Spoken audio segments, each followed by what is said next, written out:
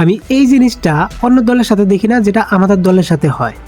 কোনো ক্যাপ্টেন যে তার বিপক্ষ দলকে নিয়ে যে এরকম বড় স্টেটমেন্ট দেয়, স্পেশালি ফাইনাল ম্যাচে, যে পুরো স্টেডিয়াম সাইলেন্ট করে দেব।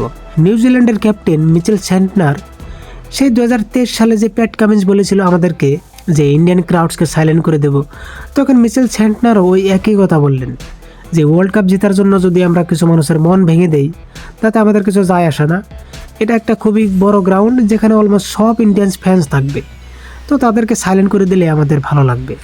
মানে একদিকে বলে দিল আর অন্যদিকে হয়ে গেল ওই একই কথা বারবার। এই কথা থেকে একটা জিনিস আবার প্রমাণ হয়ে গেল যে টিম ইন্ডিয়া বিশ্বের 1 নম্বর দল, যাকে থেকে সবাই ভয়ে কাঁপে। কেন টিম ইন্ডিয়ায় যখন কোনো বড় টুর্নামেন্টে ফাইনাল খেলে সবাই এই একই কথা বলে যে তাদের চুপ করে দিলে বেশ মজা হবে। লে বাবু, মজা তো না, তোরা যে কাঁদতে কাঁদতে পারে যাবি, এটা ফাইনাল। স্যাম করানো তো বলেছিল সেমিফাইনালে যে তাদেরকে চুপ করে দেবো, কিন্তু লাস্ট মুহূর্তে ওরাই চুপ হয়ে যায়। তো এখন এই সেন্টার বেচারা অস্ট্রেলিয়ার মতো সেম ভাব দেখাচ্ছে।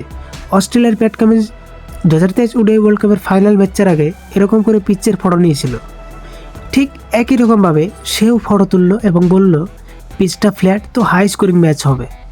আর আমি বলি যে তোদের এই ফিনেলেন ব্যাটা যদি আউট হয়ে যায় না, তাহলে দেখবো তোদের অবস্থা। সেদিন সাউথ আফ্রিকার লোকে ফিনেলেন অনেক বেশি ভালো খেলার জন্য টিম সাইবাডোর তার সাথে হাত মিলিয়ে খেলতে পেরেছে। তো ওপেনিং থেকে একজন যদি হঠাৎ করে আউট হয়ে যায় বা 5 ওভারে 2 বা 3টে উইকেট পড়ে যায়, তারপর দেখবো না অবস্থা কী হয়। সেন্টারের এই কথাটা আমাদের ক্যাপ্টেন সূর্যকুমার টোটালি ইগনোর করে দিয়েছে, কোনো গুরুত্ব দেয়নি।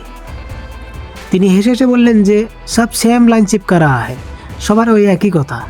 বড় ম্যাচের আগে অনেক খেলোয়াড়রাই বলে থাকে যে আমরা ক্রাউড চুপ করে দেব, এটা একটা সাধারণ প্রি ম্যাচ স্টেটমেন্ট, আসল খেলা তো মাঠে হবে। তো এরকমভাবে বললেন আমাদের ক্যাপ্টেন সূর্যকুমার যাদব, এবং তিনি বরুণ চক্রবর্তীকে নিয়েও কথা বলে।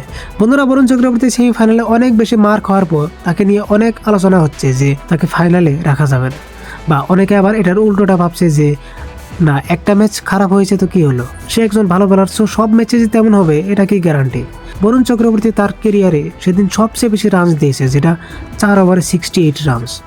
তো এই জিনিস নিয়ে সূর্যকুমার যাদব ক্লিয়ারলি বললেন যে বরুণের ফর্ম নিয়ে আমাদের কোনো চিন্তার বিষয় নয়, আমাদের লক্ষ্য শুধু একটাই, যে ম্যাচ জেতা। সে বিশ্বের 1 নম্বর বোলার এবং সে ভালো করে জানে যে কিভাবে এই দলকে জিততে সাহায্য করতে হয়। আমরা শুধু জিনিসগুলো সহজ রাখতে চাই। এত বড় একটা ফাইনালে ভারতের ক্যাপ্টেন হওয়া আমার জন্য খুবই বিশেষ একটা মুহূর্ত। সো স্পষ্ট বোঝা যাচ্ছে যে বরুণকে যে ডিরেক্ট ড্রপ করে দেবে এটা নিশ্চিত না। এখন আমরা এই জিনিসটা ম্যাচ স্টার্ট হওয়ার আগে জানতে পারবো, যখন প্লেইং 11 দেয়। তো যাই হোক বন্ধুরা, ইন্ডিয়া ভার্সেস নিউজিল্যান্ডের হেড টু হেড দেখবো আমরা, স্পেশালি আইসিসি টুর্নামেন্টের ফাইনালের রুইন দেখবো। ভারত আর নিউজিল্যান্ড এখন পর্যন্ত 3বার আইসিসি ফাইনালে মুখোমুখি হয়েছে, যেটা 2023 সালে প্রথম হয়েছিল চ্যাম্পিয়নশিপ ট্রফিতে, যেখানে নিউজিল্যান্ড জিতেছিল। তারপর 2021-এ আইসিসি ওয়ার্ল্ড টেস্ট চ্যাম্পিয়নশিপ হয়েছিল, যেটাতেও নিউজিল্যান্ড জিতে যায়।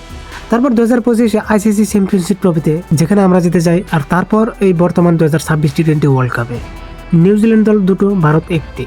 সো এই ম্যাচটা খুবই কম্পিটিটিভ, ইন্টেন্স হতে চলেছে, দেখা যাবে কি হয়।